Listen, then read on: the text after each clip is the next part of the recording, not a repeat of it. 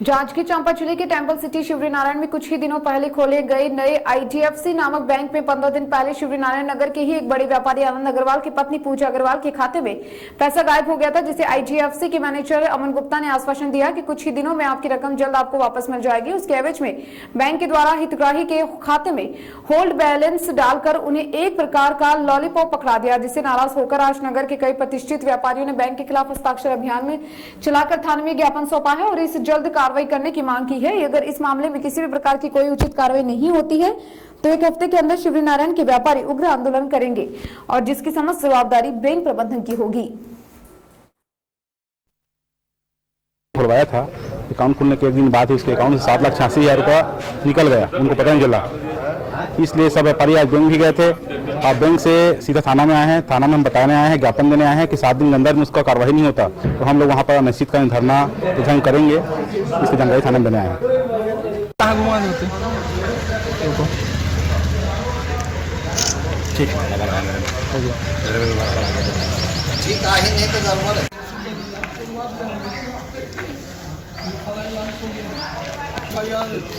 हाँ बोला ना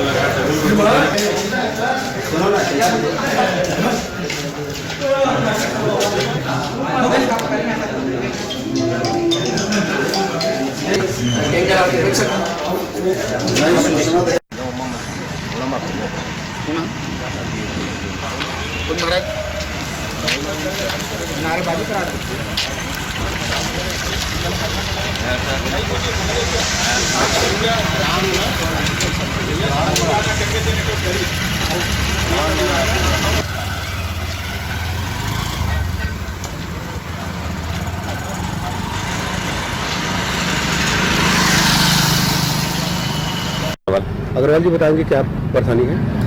मैं जिस दिन यहाँ अकाउंट खुलवाया उस दिन मेरे को मतलब यहाँ का सिस्टम थोड़ा सा बताइए ना, यहाँ वहाँ हाँ IDFC बैंक शिवरीनारायण में मैं अपना अकाउंट खुलवाया। मतलब मैं यहाँ कोई internet banking, net banking, mobile banking किसी भी प्रकार की कोई सुविधा नहीं लिया और 4 दिन बाद मैं पूछने जरूर आया यहाँ पर कि आप लोगों की सुविधा क्या है। तो बोले कि ठीक है, सुविधा जो है 4 दिन 5 दिन के बाद आपके जनरेट हो जाएगा, ये अभी नहीं हो पाएगा। तो बोला ठीक। और दूसरे दिन मेरे अकाउंट से ही नेट बैंकिंग, मोबाइल बैंकिंग के माध्यम से किसी ने 7,86,000 रुपया हैक कर लिया। और बाद में मैं यहाँ पूछा कि भाई मैंने तो मतलब आप लोगों से नेट बैंकिंग, मोबाइल बैंकिंग की सुविधा ली ही नहीं है, तो ये जनरेट कैसे हुआ? तो इन्होंने, मुझे लगता है कि इन्होंने धोखे से, मतलब उसमें केवल एक राइट करना था, वो राइट की इन लोग धोखे से किए हैं। मेरे को ये समझ में नहीं आ रहा है कि मैं जाऊं किसके पास। बैंक जा रहा हूं तो बोले मेरे सीनियर मैनेजमेंट से बात करिए, सीनियर मैनेजमेंट यहाँ आ नहीं रहे हैं। दिलासा दे रहे हैं लोग, बार बार अगले हफ्ते आएंगे। बस मतलब बार बार यही बोला जा रहा है कि 8 दिन बाद आएंगे, 10 दिन बाद आएंगे और अभी तक आ भी नहीं रहे। ये घटना आज 15 दिन हो गया। गलत है ये बैंक मैनेजर हम काम कर रहे हैं, जो भी आपको सवाल, जो भी जवाब है आपका वो सीनियर मैनेजमेंट देगी। सीनियर मैनेजमेंट को बुलवा रहे हैं तो वो आ नहीं रहे हैं। और कितने दिन हो गया आज? ये 15 दिन हो गया। गए थे बैंक में, बस यही बोले कि 2 दिन में सीनियर मैनेजमेंट आ रहा है। फिर उसके थोड़ी देर बाद बोले कि 10 दिन बाद आएंगे। क्या माध्यम से आप? मतलब कहीं ना कहीं से बैंक के भी कुछ एम्प्लॉइज इसमें मिले हुए हैं। और शिवरीनारायण नगरी है, ये धार्मिक नगरी है और यहाँ व्यापारी और मतलब लोग यहाँ के भोले वाले सीधे हैं।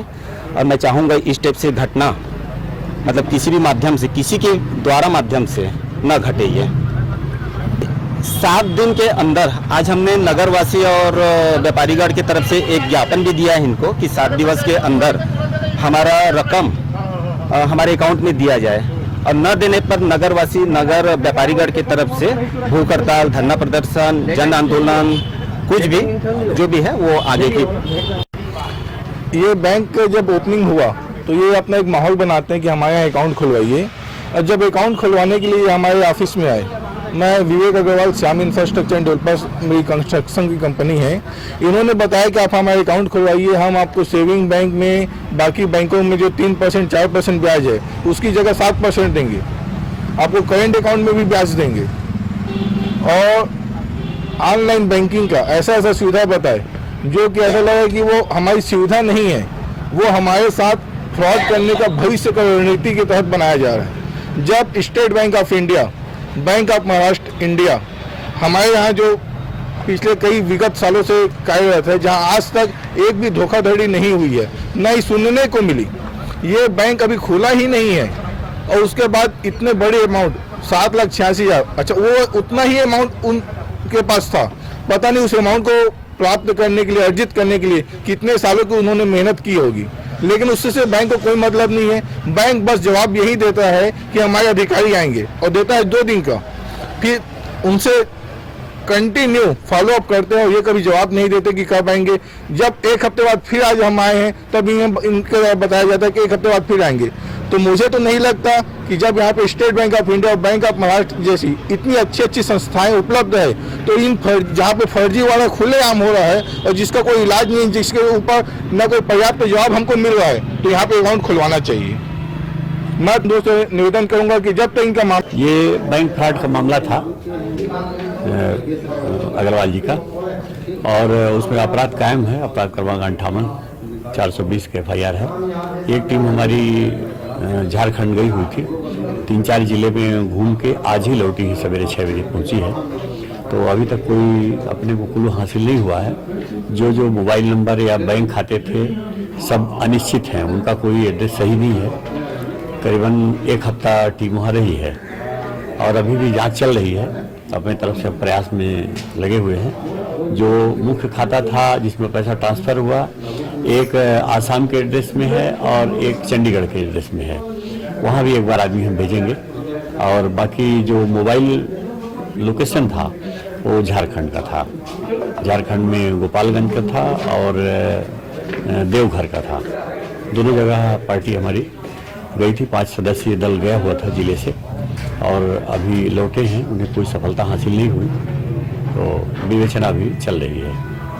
में अभी तो अपन बैंक के विषय में जांच नहीं किए हैं, अब उसके लिए बैंक एक्सपर्ट्स लोगों की क्या रिपोर्ट आती है उनको प्रतिवेदन हम जारी करेंगे। जैसा बैंक में भी एक साइबर शाखा होती है जो जांच करके वो भी रिपोर्ट देती है, उससे भी रिपोर्ट हम देंगे। अभी रिपोर्ट हम प्राप्त नहीं किए हैं और प्रतिवेदन भी उनको अभी नहीं भेज पाए हैं। जैसे लौट के हमारी पार्टी आई है, डायरी काट के प्रतिवेदन हम उनको भी देंगे, इस विषय के भी जांच